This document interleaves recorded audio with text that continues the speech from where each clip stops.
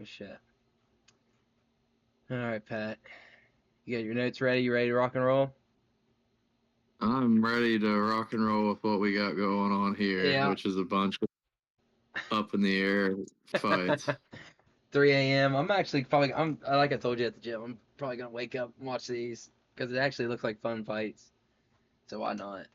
It just depends. If we get our butts kicked in the scrimmage, then I might just sleep in on Friday. But all right, You guys scrimmaging? we scrimmage Work County Friday at home. Yeah, Jeremy told me that. Yeah. All right, we start off with Nurgashai versus Baldiv, light heavyweight fight. Uh, Nurgashai. I'm not even gonna Just say his. gave up on I, that one. I didn't even start with. I just said Baldiv. Screw him. But Nurgashai, last fight was against Ribeiro. Got submitted by a guy he shouldn't have got submitted by. I'm pretty sure Ribeiro is a kickboxer. If I done my homework right. Yeah, 6 wins by knockout, 2 wins by submission, 7 first round finishes.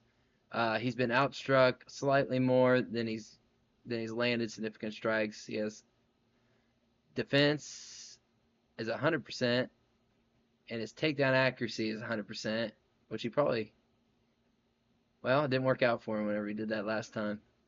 He's fighting Baldiv. I'm not even going to say his full name. Euron Baldiv is what I'm going to call him. In his last fight, he lost to a guy that's no longer in the UFC, Boudet. You got that? Boudet, Bobby Boudet, baby. He's been hit more than he's been landed. 3.8 strikes absorbed to 2.4 landed. He has a 0% takedown accuracy. He's only attempted 2.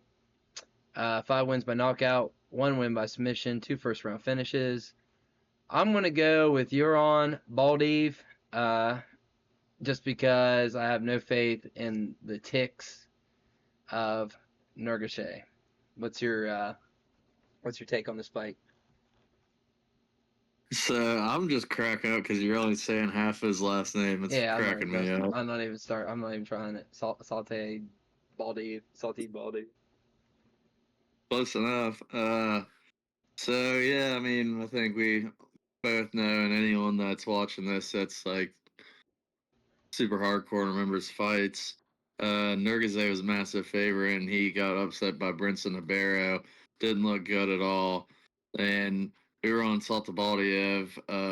He like took that fight against Bude very short notice, like less than 2 weeks, up a weight class.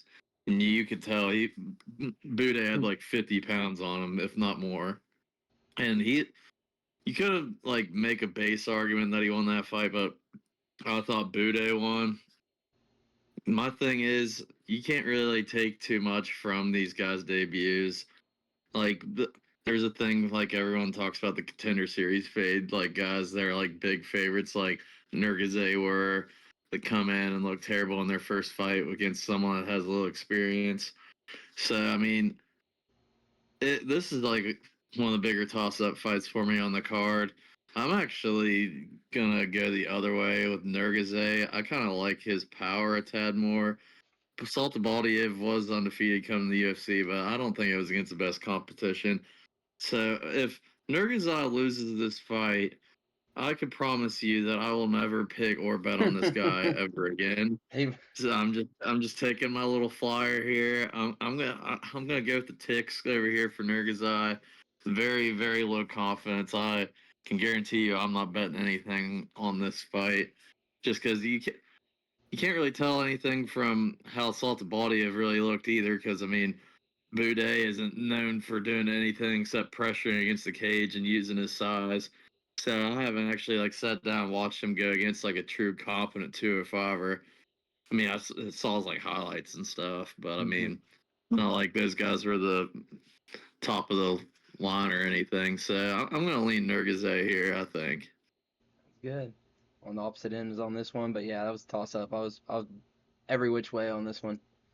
Uh, Next fight we got a bantamweight bout against you Jiu Jitsu. I've been liking that one against Zhao Long.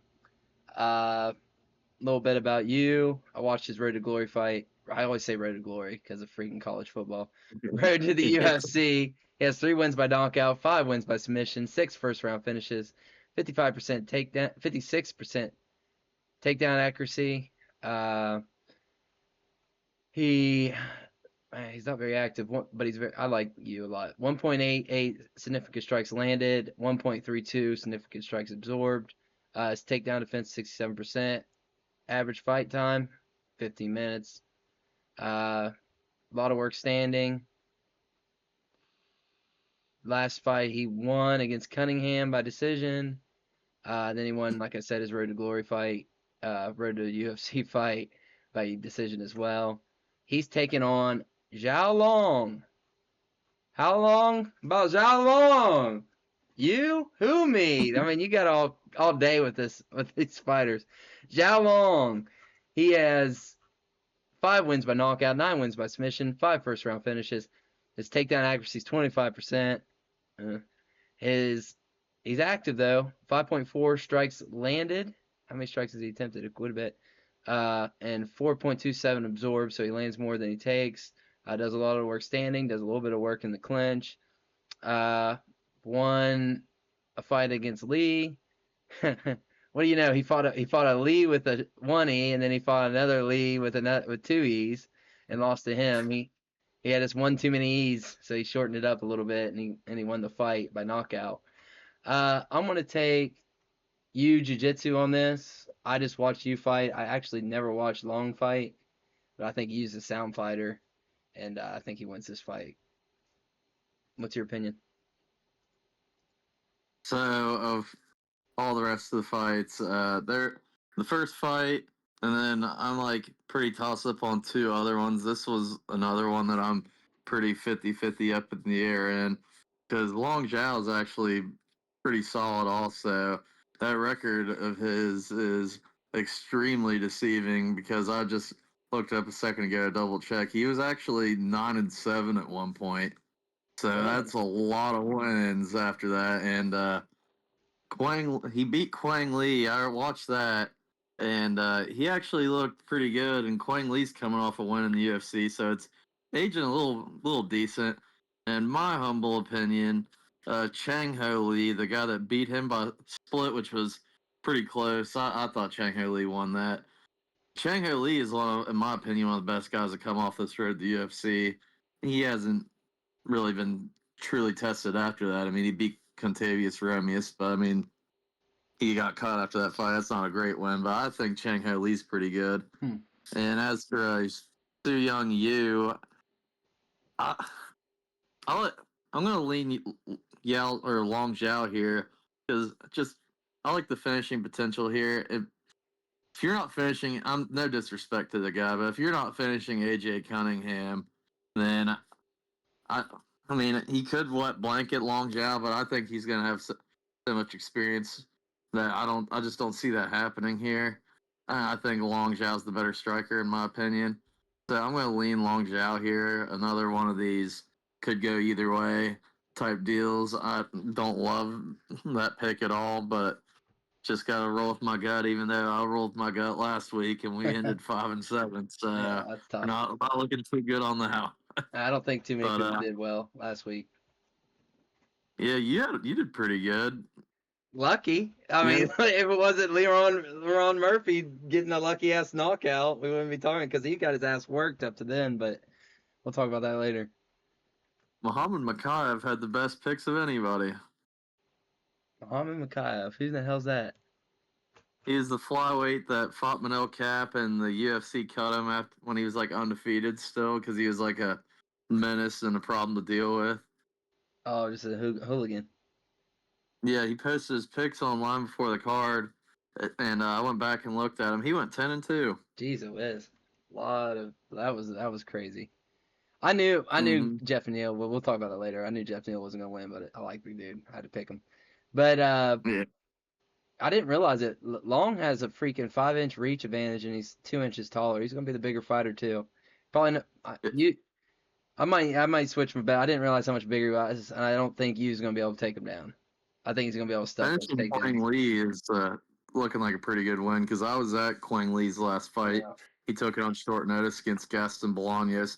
Not a great win, but I mean, finished Gaston Bolaños and got a performance bonus. So You might it's have looking a convinced me little on good that. for Long Zhao. Yeah, he's gonna be the bigger fighter. He seems like he's not gonna get taken down. He's got the reach. You said you like him standing up too, so he does seem active on it. So I'm with you on that.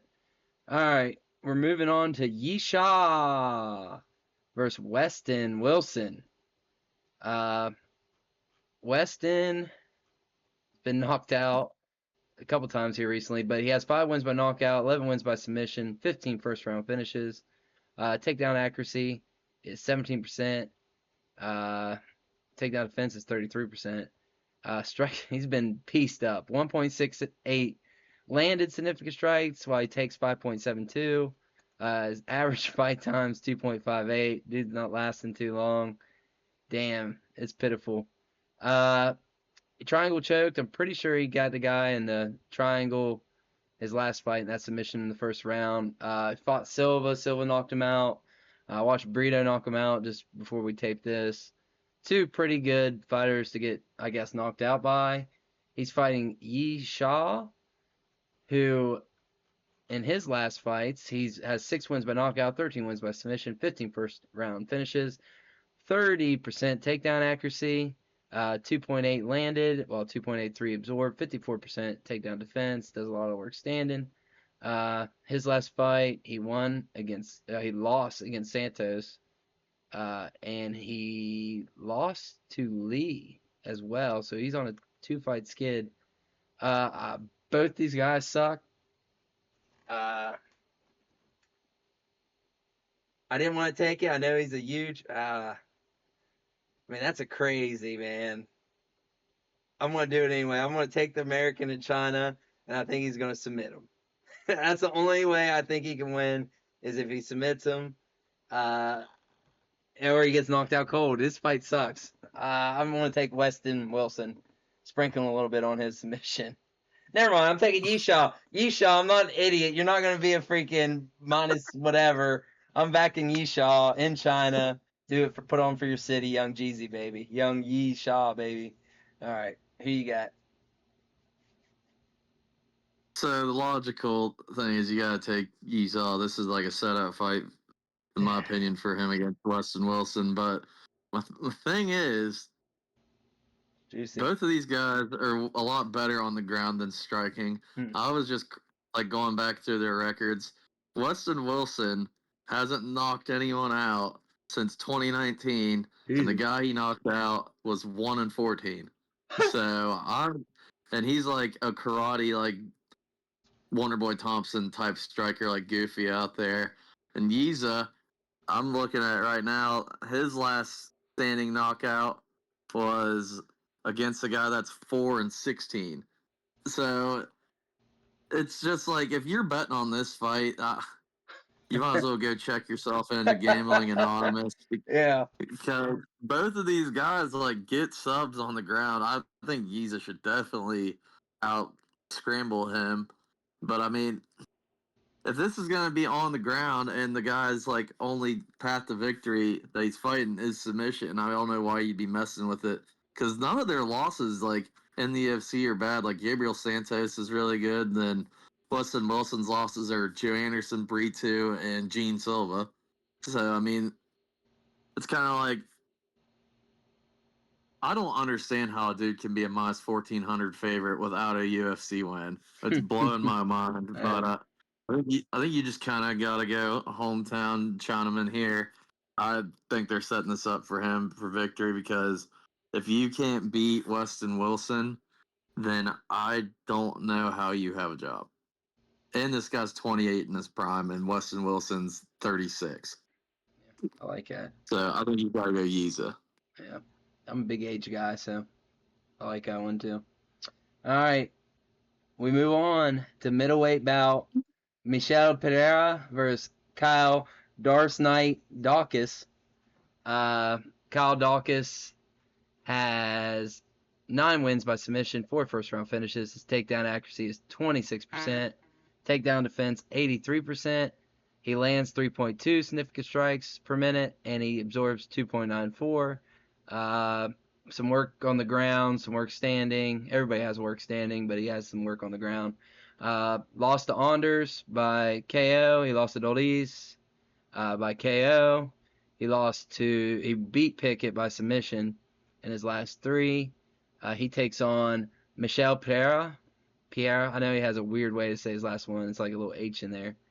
But he has 11 wins by knockout, 9 wins by submission, 14 first round finishes, 52% takedown accuracy, 4.5 landed, 4.33 absorbed. He has a 76% takedown defense, average fight of 11 minutes. Does his work in clinch. I'm pretty sure I saw him knee a guy to death. Magomedov beat him by decision. Fluffy beat him by knockout. And he beat Patiera by submission. Where was the knockout one? It was our boy Adam Rutter, the guy that fought in this race car. Mikel Yeah, Olszewski. yeah. That's who he was. He just needed the shit out of him.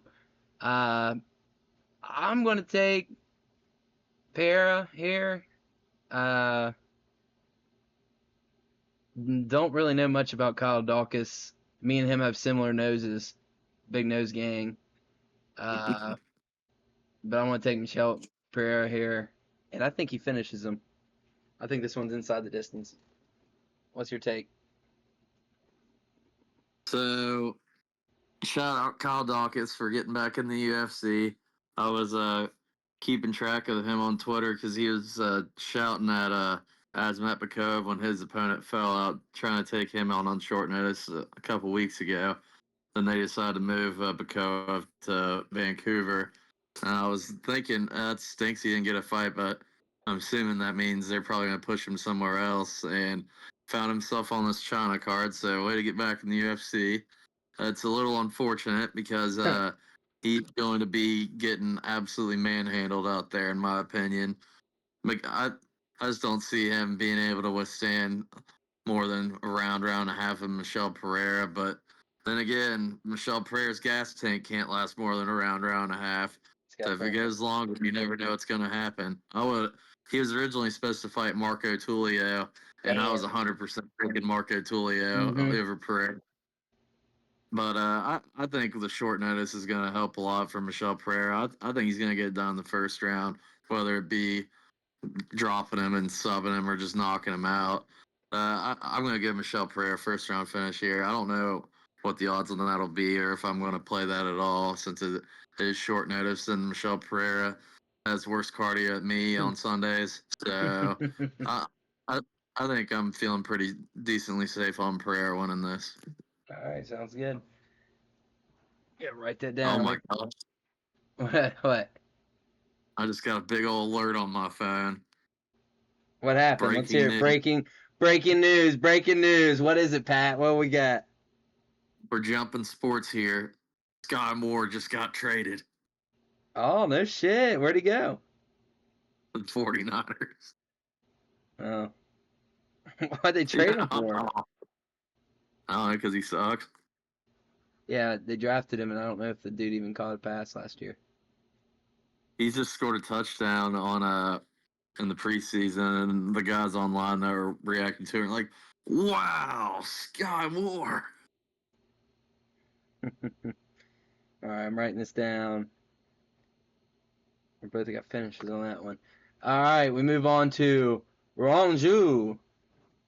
I think I said that right. Rongju, yep. Versus Austin Hubbard. Let me get my stats up here. Austin Hubbard, thud Austin Hubbard, is 5 wins by knockout, 2 wins by submission, 2 first-round finishes, 32% takedown accuracy, 3.87 landed, absorbs 3.82, has a 68% takedown accuracy. He lost his last fight by split to I can't even say that. Medeiros. Pretty good fighter. I see his face. I know who he is. I just can't think it. Lost to Alex the Great Ape Hernandez, who we'll talk about that later. And he beat Figlak by unanimous decision. Then we move on to Rongju, which I like Rongju, dude. He just looks like a cool cat. Nice little arm tat. But he has 15 wins by knockout, 6 wins by submission, 12 first round finishes, takedown actually 63%, takedown defense 85%, does some work on the ground, so he ain't no stranger there. Fought Cody Steele, probably one of the most overrated fighters to come in the UFC. Beat him. Got beat by Padilla. TKO, doctor stoppage is what it says.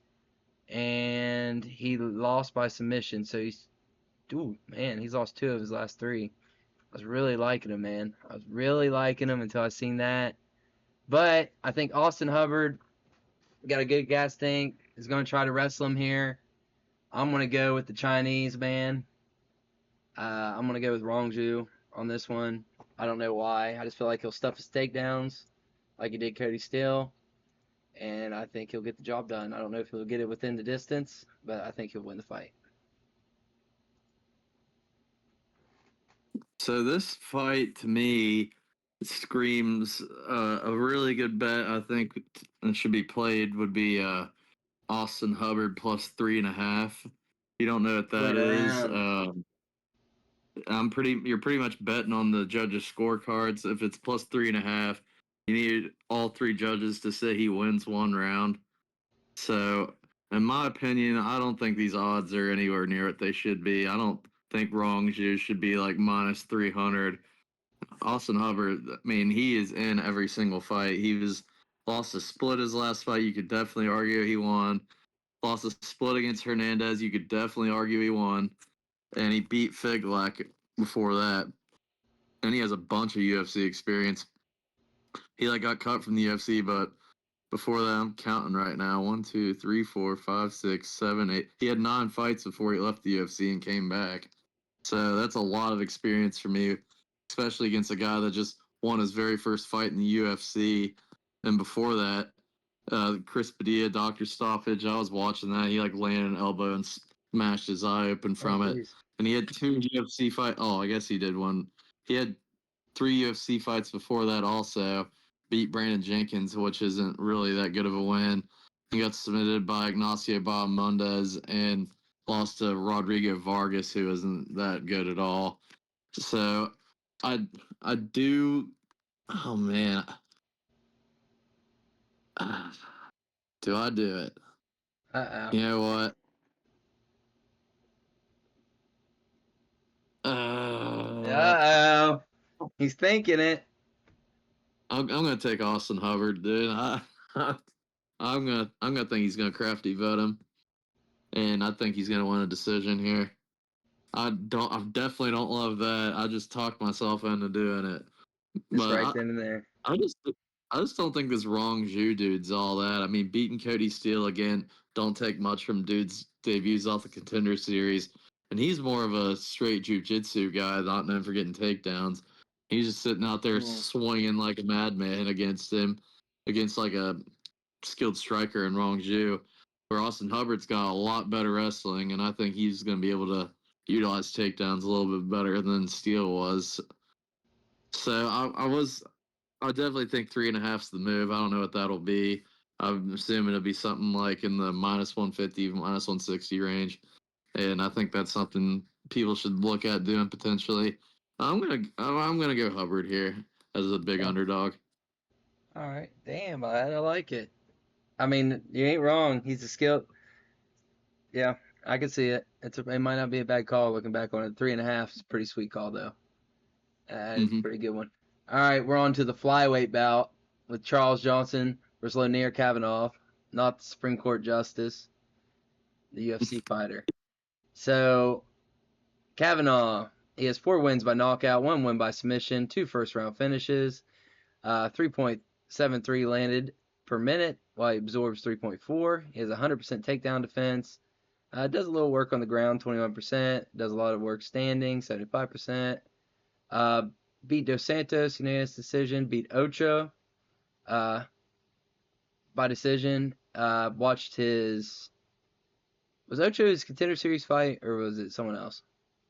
No, he fought Anton Hang, or what's that guy's So, name? It's Antoine Ho. okay. Oh yeah, yeah. So Charles Johnson.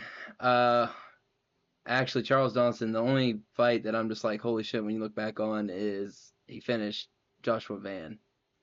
That's insane. But you can speak on that here in a bit. He lost his last fight against Timarov by unanimous decision. He beat Murdajri by unanimous decision, and he beat Joshua Van by knockout in the third. He lands 4.74 while he absorbs 3.6, has a 67% takedown defense, 21% takedown accuracy. You convinced me on this one because I kind of forgot who this guy was, and I watched this fight, and I was like, oh shit, I remember who this kid is. He's a young kid. I'm on Kavanaugh. I'm going to let you take it away. And Charles Johnson is the gatekeeper right now for the flyweight ranked division. If you beat him, you're a ranked fighter. So, take it away, big dog. So I've said it since the day after it happened. For Josh Van and Damon Blackshear on that Denver card, I didn't take much from them both of them getting knocked out because they took the fight on a week's notice. Fair enough, Montel Jackson and Charles Johnson did as well. Was that elevation? Very short notice, cutting all that weight to get down there. I mean, definitely a great win for Charles Johnson, but I think the weight cut and the elevation stuff played a big factor in that as well. For Charles Johnson, I'm going to hype him up a little bit here. I don't think they should count that Timarov loss, considering after Timarov fought that fight, he got his next drug test and he failed for steroids, and now he's suspended. And before that, he was on a massive win streak. And the win streak started against Azat Maxim, who just gave Tagir Ulanbekov all he could handle. So these are really good wins for Charles Johnson. I think he's a very, very underrated fighter. In my opinion, if you can beat Charles Johnson, you are ranked potential at this weight class. He's pretty much pretty much the biggest test you can get to get into the rankings for like the bottom ranked guys. And I think Kavanaugh's the best prospect at 125 that isn't ranked right now. And I just don't see really a weakness in his game. I mean, he hasn't fought like the best competition, but Jose Ochoa, we all saw, smoked out Cody Durden, obliterated him like the next fight after that. Felipe dos Santos, extremely dangerous, smacked Kavanaugh in that fight, and he gritted back and came back and won that fight. I think he's going to get one over on Charles Johnson here. So my issue is I don't know if Johnson's going to get the 3.5 also, because I can definitely see Kavanaugh win all 3 rounds here. So a bet on this fight's going to be hard. I don't know what the odds on this fight are or anything like that, but I think I'm going to safely and comfortably pick Kavanaugh here, more than likely by decision, because flyweight, I think Charles Johnson and Pantoja and guys like that are the only guys I'm not seeing getting finished by anybody. So I'm going to go Kavanaugh by decision here. Yep, this would be a good one. It's a pretty fun fight card. It sucks Tulio wasn't on there just for a little bit of a. I know that's a bummer. This next fight, I actually forgot who this guy was, and then I went back and watched. I'm like, oh shit. So we got Moshe versus Gage Young, and I forgot who Gage Young was. I really like Gage Young. He fought Sandhill or whatever in the Contender Series. Southkill, yeah, the Australian. G Money, right here. 6 wins by knockout, 1 win by submission, 5 first-round finishes, 0% takedown accuracy. It says he only has 4 attempted. 4.83 strikes landed with 6.53 absorbed. 64% takedown accuracy with his average fight of 15. He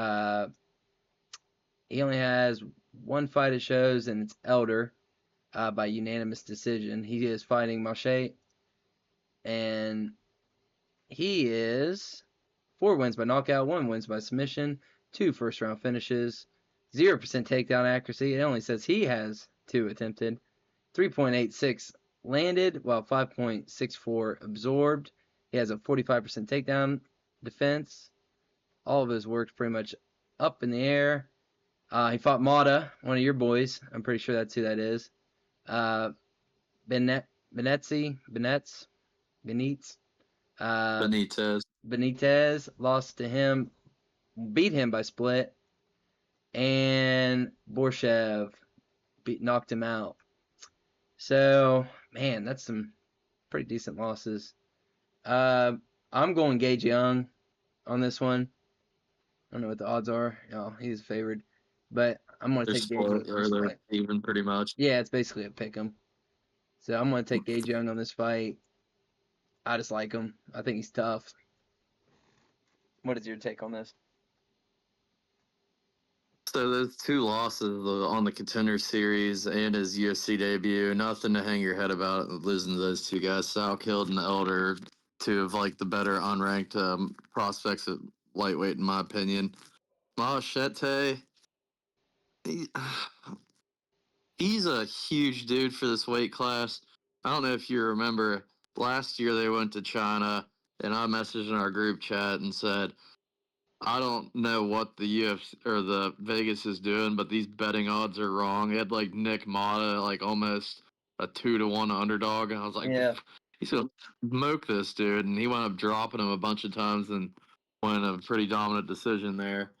I don't know if you read down a little further. You know who Machete first one in the UFC was? Let me see before you say anything. Oh, I watched that. He fucking slept him. I just watched that. One of my favorite fighters. That's what. Steve Garcia, that's my boy. Yeah, I watched it. He's fucking put him to sleep. I just watched that fight. Yeah, so neither of these guys' losses are too bad. The only thing that I'm going to go on here is the size, and Machete should be the bigger fighter in there. I don't know. Here's the reaches listed real quick. Let me just glance over, make sure I'm not out of my mind. Reach ain't too bad. It's an inch and Oh, the a half. reach is pretty close. But he is a bigger dude, 6 foot and 5'9". I mean, Yeah, I'm just gonna say Machete wins. I'm gonna go split decision here. I like that. I'm Split gonna go decision. split decision Machete here. I'm gonna think he's gonna use his size and be able to pick at him a little more at range than Gage Young will be able to do. Yeah, this be a Don't good want fight. that either. Yeah. I mean, them But them two fights in the prelims them are good fights. yeah, 100%. But yeah, I'm gonna lean Machete here. Okay. Like it. All right, we're moving on to our main card, and we got New Raji fighting Kiefer Crosby. And he gets one of these right quick. He gets one of these Stone Cold Steve Austins. The first thing I want to be done is to Right get here. that piece of crap out of my ring. Get that piece of crap out of my ring. I'm not even going to go through it. I'm probably going to be wrong here. I just saw Niraji pretty much kill a guy on the road to the UFC with his elbow. He's a minus 425 favorite. Kiefer Crosby just gets his ass kicked every time I watch him. I'm going to take the guy that's going to be fun to watch. He's going to do all kinds of wild shit and spins and going off the cage. I'm taking Niraji in this one. Go ahead. China desperately needs more male talent coming out of there. They have Song Yadong and Mingyang Zhang right now, and then their other big fighters are Whaley and Yao Nan. And looking at the highlights I was looking at a little bit earlier, this guy has the potential, and I understand what they're doing with this matchup. I didn't even realize Kiefer Crosby was still in the UFC.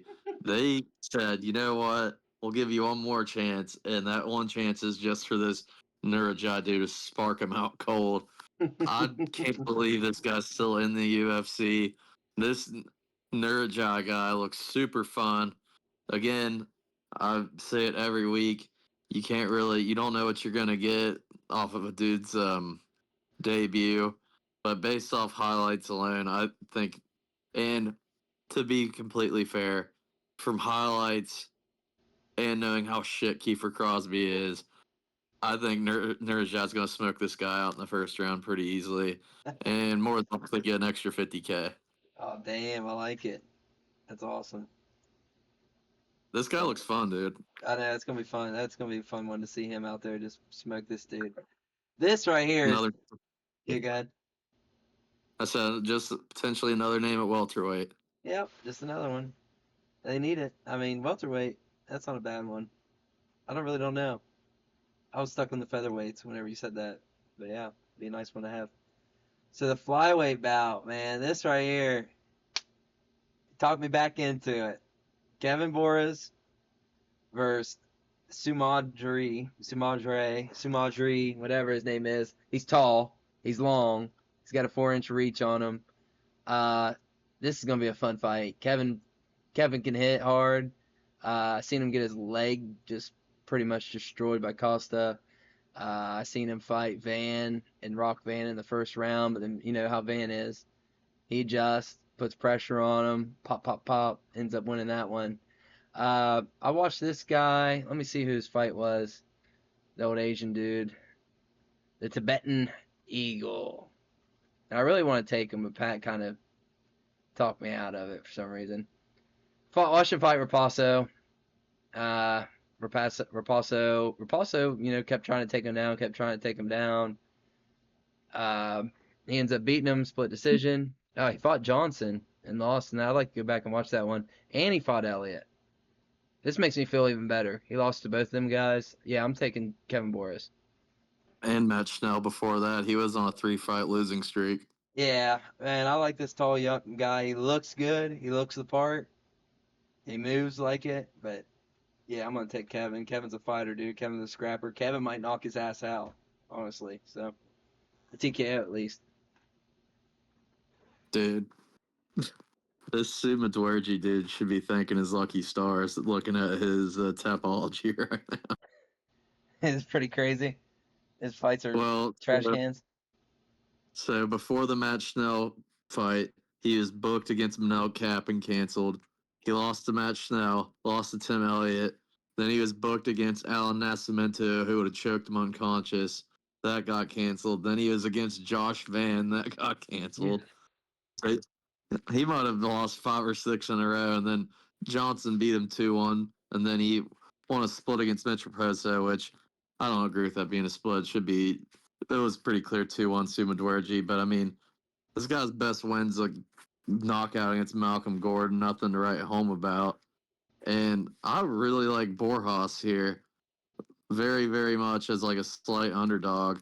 His 2 losses are to Josh Van, who he dropped in the first round, and then Van did Van things and came back and won. And he lost to Alessandro Acosta, who's a little monster at that weight class. Fucking muscle hamster. And then he just beat Lazy Boy, who's 17-2, and forced him to change weight classes. This dude's boxing super crisp. I don't think this Suma Dwergy guy's all that, man. I think Borjas is about one of the best underdogs you can get on this card, if not the best, especially for the value he's listed at. I wouldn't be shocked if he smoked him out, but I think Dwergy's pretty tough. That fight with him and Matt Schnell was either one fight of the year or set runner up for fight of the year. It was a really fun scrap. So he's a tough dude. It looks like the only way to finish this guy doesn't get knocked out. All his losses are by sub. Borjas not known for the subs, but he is known for the power in the hands. I'm gonna go Borjas here. Okay. Pretty confidently too. I gotcha. Do you know if this guy's a southpaw, this Asian guy? I don't think he is. Okay. I was wondering. I don't know if Tapology lists that or not. I wish they did. I wish they'd tell you that if he's Orthodox or whatever. But all right. It doesn't say. So we're moving on to heavyweight, and I hate Waldo Cortez Acosta. I think he's a punk. I don't think he has any respect. I mean, if you're sitting there trying to stunt on Andre when he's 44 years old and you're fucking taunting him and shit, like, screw you, dude. I'm taking Sergi. I'm not even going to read the stats. I hope he just wears his ass out. I hope he takes him to the ground. TKO, just stomps his ass out. Everybody, Acosta's got the jab. Acosta's got this jab. Acosta's got this jab. Screw him, dude. He took a guy that couldn't wrestle that's fighting in karate now. Took off and just fighting in karate because the guy couldn't wrestle. Now he's, and he beats fucking what? Uh, Old man geriatric. I mean, just give me Sergi. Uh, I think he's gonna whoop his ass. I hope he whoops his ass. I don't even care. Just kick his ass, Seabass. Kick his ass, Seabass. What's your opinion? Break it down, Pat. Give the people a breakdown. Mine was emotional.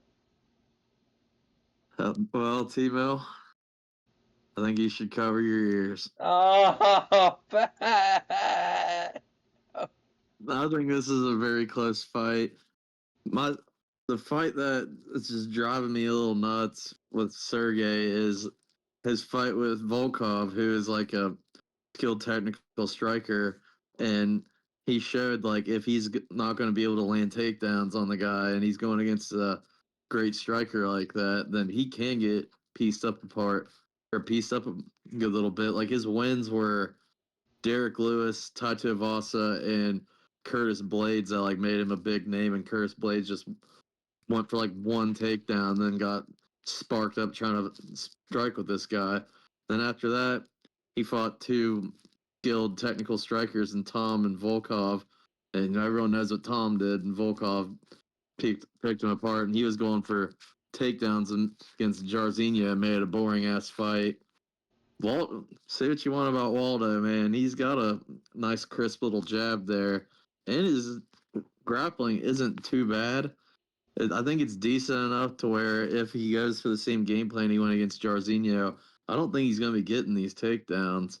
And when it just comes to a pure boxing match, can he chin Waldo? 150% definitely can chin Waldo. I wouldn't be shocked at all. I feel like Waldo can stay safe in there, use his jab, make it nice and boring like he's accustomed to doing. And I think he's going to steal a decision here. That's probably the lowest confidence fight that I have on the whole card. I All Sergey does is sit there and he's just like a big ripped athletic version of Tatu Avasa. Just sits there and throws haymakers. And if you can utilize some decent striking on him, I think you can pick him apart. Damn, this But looks like. so I'm sorry. 1 out of 10 confidence on Waldo Cortez Okay. Acosta, I'm afraid. Could you just imagine, dude? We're just sitting here in 2026 getting ready to watch Tom Aspinall defend his belt against Waldo Cortez Acosta. Well, that would make me happy because at least I know he's gonna get his ass kicked. Fair enough. That's it. Because man, I mean, really, these next two fights are huge for potential guys getting a title shot. We're gonna move on to this featherweight bout with Aljo taking on Brian Ortega. Brian Ortega injury plagued in his career. I'm taking Aljo. I think Aljo knows. Let me look at one thing before I say something and it's not true. Yeah, I think Aljo knows this is his pretty much final run at least fighting for a title. And I think Aljo's going to dominate on top. It's going to be a good match. Brian, like you said, probably a better striker. For sure, probably definitely the better striker. Aljo's kind of, grappling and just dominate that way. So I'm going to go with Aljo. He's got, this is it for him. He needs to win this fight to keep his hopes alive at a possible contender, at least a contender fight, to be the to be the number one contender. So I'm taking Aljo on this one. It's for both guys. Both guys want to be a champ. This is a big fight for it. Yeah, I don't know about Aljo getting a title fight if he wins because he lost his fight before Not this. if he wins. It would put him in line to eventually be in a fight for a contender. Yeah, 100%. It's so Evolev's gonna have to get a fight. I'm assuming since Lorenz just jacked his title fight, if Gene Silva wins at Noche, I think they're gonna do Evelev and Gene.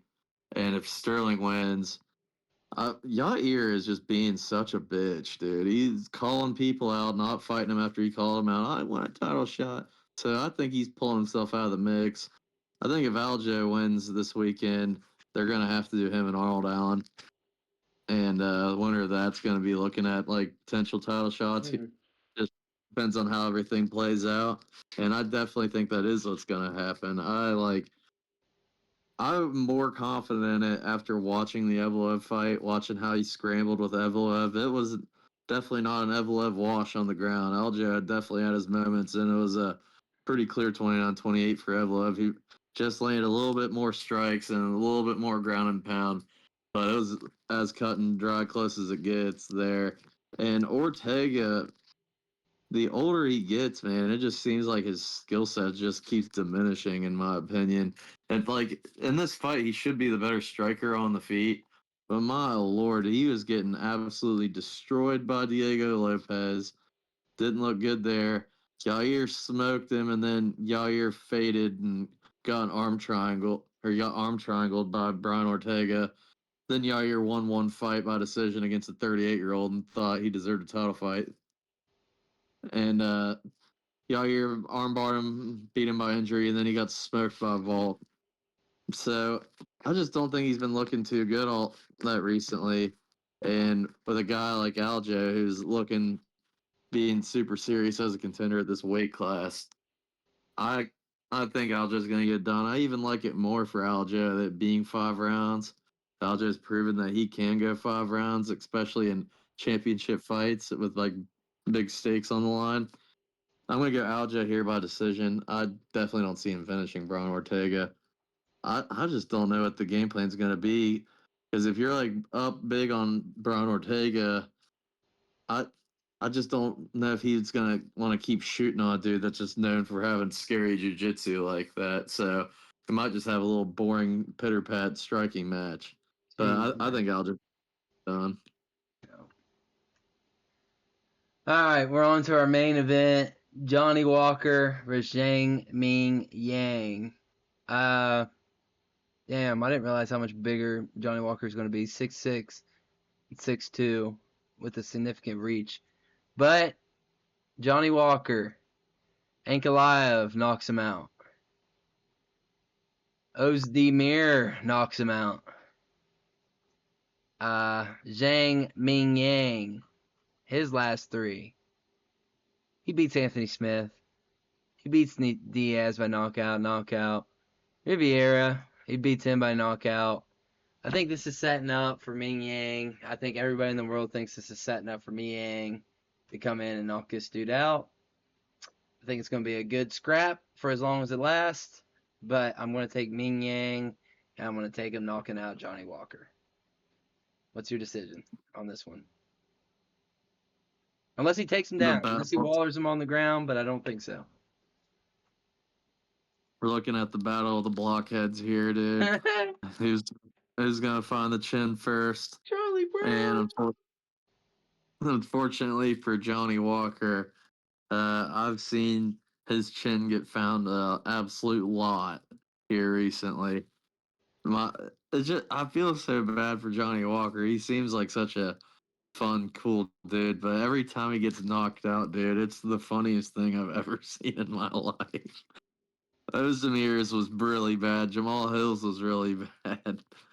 Ankalaev's was pretty bad too. I just think the KO streak continues to 3 straight here. Mingyang Zhang. The question is, does it happen round 1 or does it happen round 2? In my opinion, I don't see that going further than 2. But I'm gonna say Mingyang Zhang slumps out Johnny Walker in the first round, really bad. And then that's where the issue with it is. I don't know if Mingyang Zhang beats a guy ranked higher than Johnny Walker. I think he's the only way you can take this guy's up, and he's gonna get a rough matchup after this. But I'm gonna give Mingyang Zhang by first round knockout. All right. I like it. So that ends our recap. Let's just do a quick one because I know you got to get to bed, so we won't really cover UFC 319, but we will talk about Dana White Contender Series. If you want to say anything about UFC 319, I'll just let you have the floor. Just you can go through it real quick. Things you hated, things you're just like, holy shit. I'll just mention a couple things.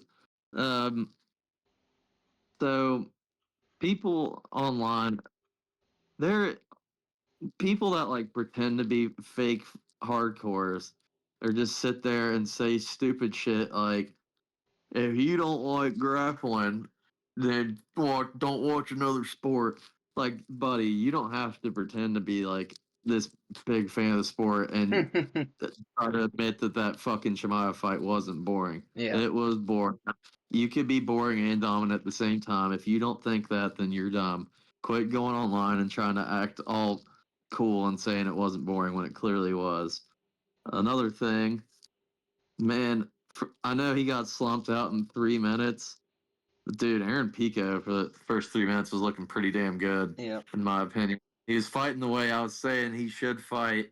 I was happy to see that was the game plan. My God, run in with your hands by your fucking tippy toes and getting slumped out by that spinning elbow wasn't very fun to see. I hated to see that. Hated to see the same thing happen to Jeff Neal. I was real bummed out because I like both of those guys. Yeah. But there's some really fun matchups to make. MVPs drive me. That's another guy, Jared Cannonier, drove me fucking nuts. The moment he gets MVP to the ground, like I said, won't move, and he just waited till round 3 to get him to the ground. It's like, God, dude, what are we doing, man? But MVP needs to pick a weight class. He's like calling for fights at the top of middleweight. Then he's calling for co-main event against Protes and Rio. Like, Give what? him Like, Protez. Let Protez whip his ass. Protez looks like an animal at that weight class, dude. He just put on weight. He just a good, God, he looks so good in that fucking weight class. Protes after the fight called out Leon Edwards, and I've got bad news for Leon. It sounds like your choices are Protes or Michael Morales. So best of luck to you, buddy. I'm always gonna root for the Brits, but I think trouble's finding you either way on that one. So that's rather unfortunate. And the final little bit I will mention, Mikel Zajac calling out Marvin Vittori. I think that fight's going to happen. That'd be a good I, one. Mikel, I don't know if he's necessarily deserved a ranked opponent yet. I mean, I wouldn't be mad. Marvin Vittori needs to win fucking bad, and Mikel's shown he can get submitted on the ground. So I definitely think that fight's going to happen. I don't know when. I was assuming like at the beginning of next year. But if you're trying to get ranked like Mikel is, that was a really smart call out by him.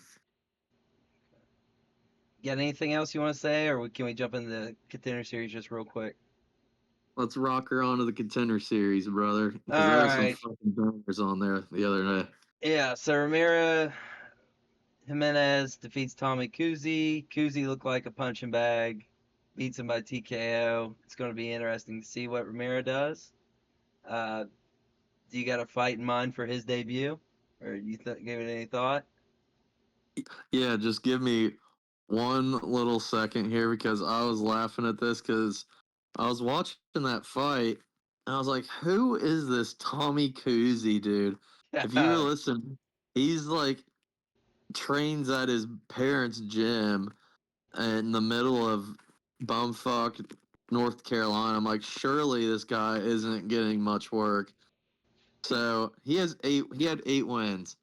He beat a 1-0 guy, an 0-0 guy, 1-4, 0-4, 1-8, 5-1, 2-4, and 8-4.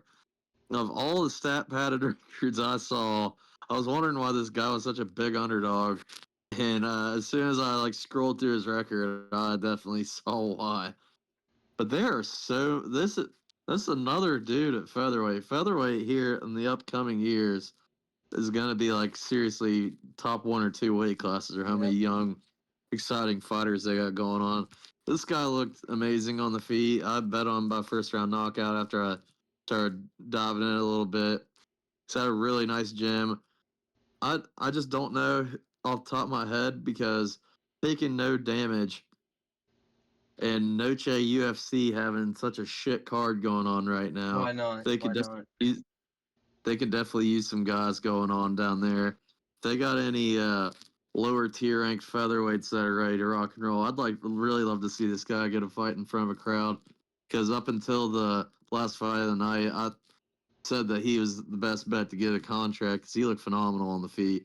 I mean, he beat a guy who I just described as that padded record, but I mean, when you're fighting a guy like that, and you should finish him in the first round, you can't really complain much when they go out there and finish him in the Yeah, first you round. do what you're supposed to do, exactly. It looks bad if you don't do what you're supposed to do, but it's gonna be interesting because he's gonna jump into UFC competition. We'll see what they do with him.